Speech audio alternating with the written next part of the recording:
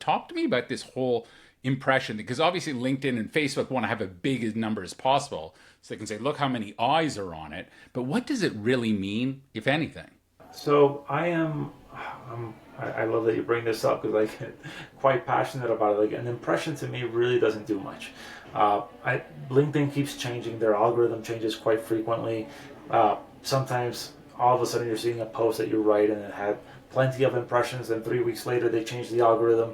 Now they're looking for more video posts or etc. And now your impressions are completely down. So people get very strung up on that. I think they pay attention to it a little too much. What you need to do is be consistent and actually stay consistent on the network because there's a lot of silent lurkers.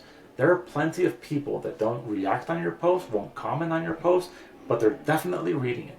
And I've been able to see, like, I got a keynote engagement.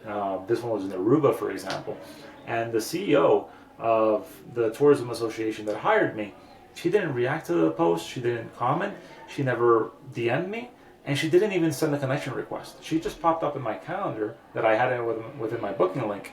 And when we got on the call, I was like, Tisa, like, where did you find me? She was like, through one of your posts. I absolutely resonated with what you mentioned. I said, well, you didn't react. She's like, no, but I was absolutely reading it and I loved it. So I wanted to reach out. So there's a lot of silent lurkers. The impressions, they sometimes categorize it as even just like 3 seconds, what you just mentioned, the billboard ads. 3 seconds of looking at a post, that counts as an impression. What does that ultimately really do for your messaging if they're not actually reading through the post, understanding who you are, and so forth? So you have to go beyond that. You have to actually, again, be on the comments, reciprocate that love. If they're reacting, if they're looking at it, if they're reaching out to you, it's got to be very human centric, and that's what really matters. So if you're writing a post, got 5 reactions, that's fine. Reach out to those 5 reactions. Talk to them. Say, hey, what was it about my post? I saw that you do this. Can I reach out to someone in my network that might actually benefit from your services?